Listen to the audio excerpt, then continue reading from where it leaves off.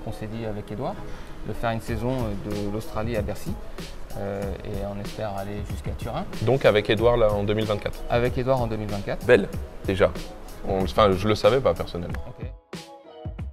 Salut à toutes et à tous, j'espère que tout le monde va bien. On se retrouve pour une nouvelle vidéo YouTube, pour une nouvelle discussion. On est ici à Angers, je suis avec le directeur du tournoi, monsieur Nicolas Mahut. Comment ça va? Bonjour à toi, ça va très bien, un peu fatigué mais tout va bien. Ouais, ça commence à… Ouais, on est jeudi, ça commence à se sentir. Ouais. Exactement, on continue, on est ici au WTA 125 d'Angers, à l'Arena Loire. On est dans les coursives, il y a les enfants, ça commence à arriver. Premier match à 11h30, ça va commencer. Comment se sent un directeur de tournoi après ce jeudi? Comment se passe ce début de tournoi? Voilà, comment est-ce que tu te sens actuellement? Écoute, le lancement s'est très bien passé. On a les premiers chiffres qui nous sont revenus hyper positifs.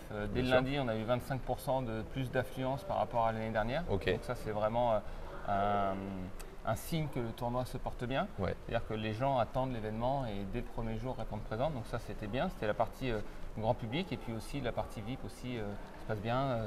Peut-être que tu en feras un petit tour tout à l'heure pour avec te plaisir. faire visiter. Mais la partie vite avec les partenaires aussi est bien remplie le soir. Donc non, il y a beaucoup d'activités et c'est très positif. Ouais, en tout cas, on est passé voir la salle, elle est somptueuse, il y a les joueuses qui s'échauffent, le VIP est aussi très agréable, on l'a vu de loin, on est passé rapidement, mais il est de qualité. En tant que directeur de tournoi, comment est-ce que tu juges ton tableau? Les joueuses qui sont venues, il y a des très beaux noms. Il y a Coach Chiaretto, mais il y a également Alizé Cornet. J'ai vu, il y a Chloé Paquet, il y a l'une des sœurs André Eva. Comment est-ce que tu juges? Clara Burel, pardon. La locale aussi. Aussi, avec toi. Mais comment est-ce que tu juges ce beau tableau? Nous, on est satisfait. À titre personnel, je suis content qu'Alizé soit venue parce que les 2 premières années, elle avait été blessée, elle avait des empêchements, elle n'avait pas pu venir. Et c'est pas lui faire offense que de dire qu'il n'y a plus beaucoup d'occasions de l'avoir sur le tournoi. C'est factuel, totalement. Donc, à titre personnel, vraiment content de l'avoir. Et puis, on a eu plus de joueurs dans le top 100, donc ça aussi, c'est positif. Après, on est aussi limité par rapport à la date. Aujourd'hui, moi, en étant encore en activité, je ne peux pas passer le tournoi à un autre moment. Ouais. Donc, peut-être ça nous limite quelques opportunités parce qu'on tombe la semaine après le quête de l'Australian Open, par exemple. Sûr. Donc voilà, c'est peut-être des pistes de réflexion à mener pour les prochaines années quand j'aurai terminé ma carrière, pour essayer de trouver une date peut-être un peu plus stratégique pour avoir plus de joueuses ou voir peut-être même monter en catégorie. Il y a une volonté de potentiellement changer de date donc? Possiblement. Tu sais, nous on a envie d'avoir le meilleur tournoi possible avec le meilleur plateau. Si le tournoi évolue bien, pourquoi pas aussi évoluer et monter en 250. Bien sûr. Il y a des réflexions à mener avec tous les acteurs qui font le tournoi et puis voir voilà, si en tout cas le changement de date est une possibilité, pas à court terme mais à moyen terme. On est déjà parti sur l'organisation au final d'un tournoi WTA. Comment est-ce que ça t'est venu à l'esprit? Est-ce que tu avais envie d'une reconversion même déjà pendant que tu es encore sur le circuit ATP? J'ai des noms en tête. Jérémy Chardy à Pau, Feliciano Lopez à Madrid. Il y a eu David Ferrer qui l'a fait aussi rapidement pendant qu'il était sur la toute fin.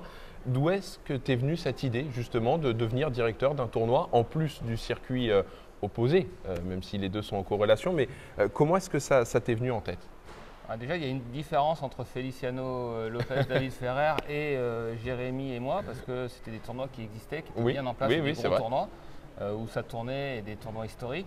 Et Jérémy et moi, on est partis de zéro. On a vraiment créé dans vos villes en plus. Dans nos villes respectives. Donc c'était vraiment des choix et c'est pas du tout le même modèle économique. Bien sûr, non, mais puis même. Donc on n'est pas dans la même catégorie. Mais moi, l'idée, alors le timing s'est fait que j'étais encore en activité, mais entre le moment où on a mené la réflexion d'organiser le tournoi et la première édition, il s'est passé 2 ans déjà. Ouais. Donc j'étais déjà plus ou moins en fin de carrière, sauf qu'elle s'est étirée un petit peu plus longtemps que prévu. Mais la volonté n'était pas de le faire pendant que j'étais en activité, c'est un peu les circonstances qui ont fait que je joue encore. Mais je voulais, depuis tout petit, depuis même au milieu de ma carrière, je voulais redonner un petit peu et créer un événement dans ma vie, chose que je n'avais pas réussi à avoir quand j'étais petit. Et je me suis dit, voilà, aujourd'hui on a l'opportunité en vrai de voir le tennis à Roland-Garros ou à l'époque en Coupe Davis. Aujourd'hui on sait que c'est plus possible, c'est un autre sujet.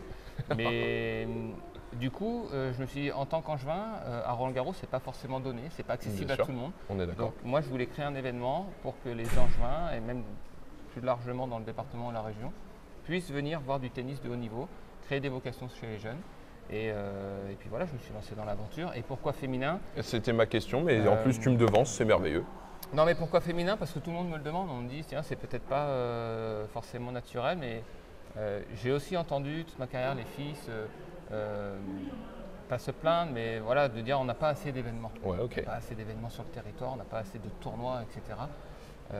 J'avais envie de les aider, voilà, tout simplement. J'avais envie de... tu sais aussi que je suis très actif aussi auprès de la Fondation des femmes, donc pour moi ça avait un sens d'aller sur le tennis féminin, tout simplement. C'était quoi ton... alors, j'ai envie de dire ressenti, mais tu le vois de l'intérieur, puisque beaucoup de tournois sont partagés ATP, WTA, mais ta vision du circuit WTA, maintenant que tu peux le voir de l'intérieur, avant tu le voyais de manière, comme je le dis, partagée, mais maintenant que tu le vois de l'intérieur, que tu dois négocier avec un peu ces filles sur les programmations, sur les venues, sur toutes ces choses-là, c'était quoi ton ressenti et maintenant quelle est ta vision? Je trouve que c'est... En ayant aussi côtoyé sur la direction de Challenger, Oui. que ce soit à Rennes, l'organisation d'un tournoi WTA et le cahier des charges est beaucoup plus strict, beaucoup plus difficile. Il y a plus de contraintes en WTA qu'en ATP. Il a fallu s'adapter. Parfois, il y a des règlements qu'on n'a pas du tout. C'est assez difficile. J'ai été assez surpris parfois. De voir le côté assez strict au niveau d'organisation de WTA et puis aussi des largesses je vais te donner un exemple. Sur le tournoi, aujourd'hui, je peux décider de faire des qualifs ou non. Je peux faire un tournoi sans qualif. Je peux faire un tableau de 8, un tableau de 16, je fais un peu ce que je veux. Donc je peux ne pas faire de qualif. En ATP, c'est impossible. Ah bah oui, en ATP, c'est des charges, tu peux faire un qualif de temps, un tableau de temps. Tu peux faire un tableau de double de 16 équipes, de 8 équipes. Tu peux aussi faire ce que tu veux en tout cas dans notre catégorie. Donc ça te laisse aussi du... Donc c'est assez étonnant.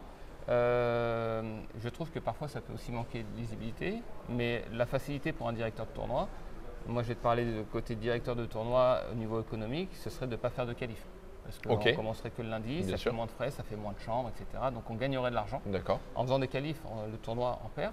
Mais mon but quand je crée ce tournoi, c'est pas, en tout cas au départ, dans un premier temps, c'est pas d'aller gagner de l'argent, c'est d'essayer d'aider un maximum de joueuses françaises à progresser. Aussi, donc, avec les wildcards, avec toutes ces choses-là. C'est pour ça qu'on fait des qualifs.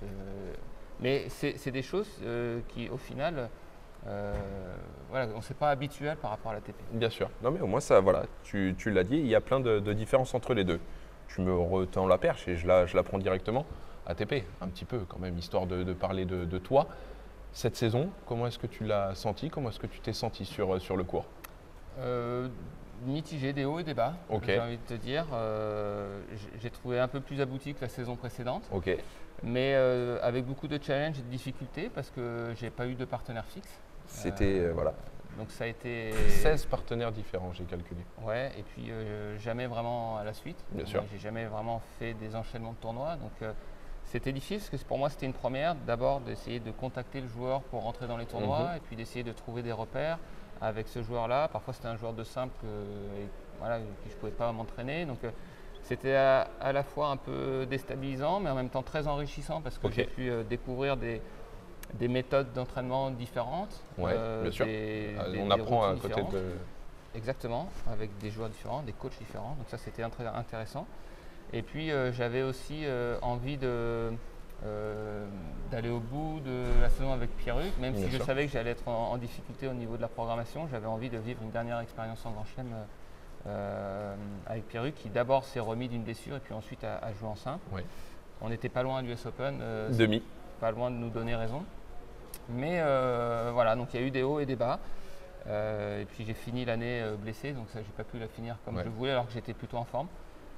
Voilà, donc j'ai fini aux alentours de la 40e place. Tu es 38e. Voilà, 38e. Donc, évidemment, pas à la place que j'aimerais être, mais j'ai fini un peu plus haut que l'année d'avant et l'objectif c'est de faire une grosse année 2024. Ah, voilà, on y arrive. À cette année 2024, normalement il devrait y avoir un petit événement, un truc local de quartier à Roland-Garros, mais une deuxième fois dans la saison. C'est l'objectif principal de cette saison? Oui, très clairement. Évidemment que l'objectif, je ne vais pas te la faire langue de bois en disant oui, il y a des objectifs importants. C'est vrai que nous, on a la chance dans une saison d'avoir, entre les Jeux Olympiques et le début de saison, on va avoir 3 grands chelems, ce qui n'est pas rien non plus anecdotique dans une saison de tennis. malgré tout, ça reste l'objectif principal. C'est pourquoi je continue de m'entraîner, à faire les efforts au quotidien. C'est pouvoir être sélectionné. Okay. Et 2, enfin pouvoir briller sur cette compétition qui nous a pour l'instant toujours fait défaut. Effectivement. Si gros résultats, il y a moyen que je dise au revoir, c'est ça que tu veux dire? Exactement. Non. Est-ce que tu serais capable de le faire en tout cas? C'est la question. Moi, je m'interdis rien. Okay. Je veux rien. Parce que t'imagines, moi j'ai vu des joueurs. T'imagines déjà.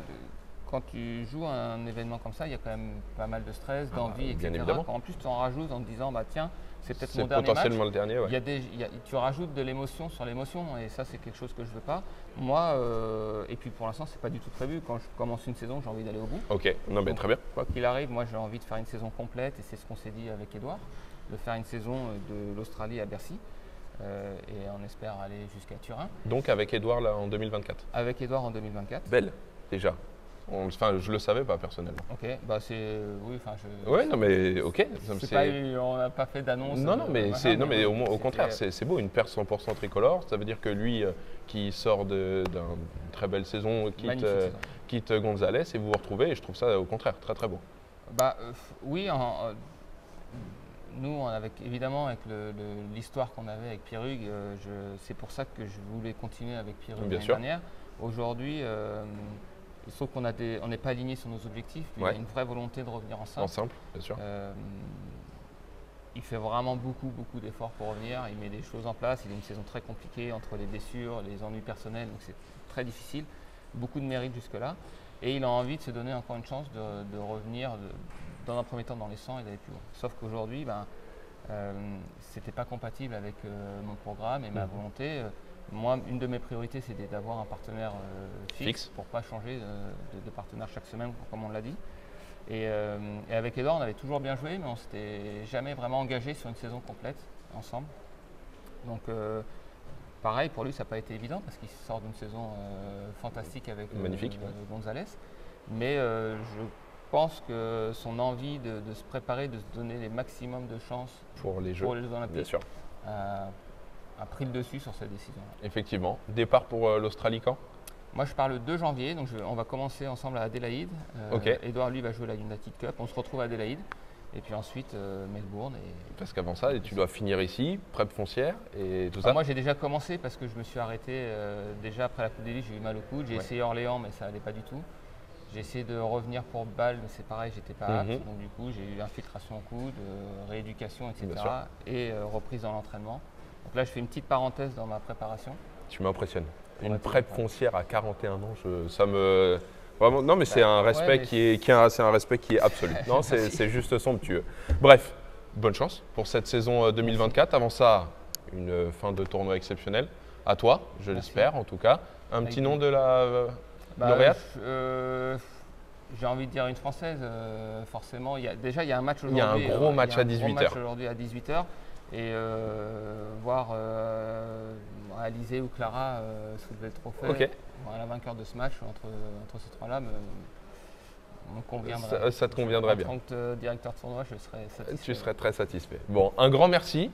N'oubliez pas bien sûr de vous abonner, n'oubliez pas de liker. On se retrouve très prochainement pour des vlogs, des interviews, plein de choses jusqu'à la fin de saison. Nicolas, merci à toi. Plein de bonnes choses et puis on se retrouve très vite. Bye bye. Merci beaucoup.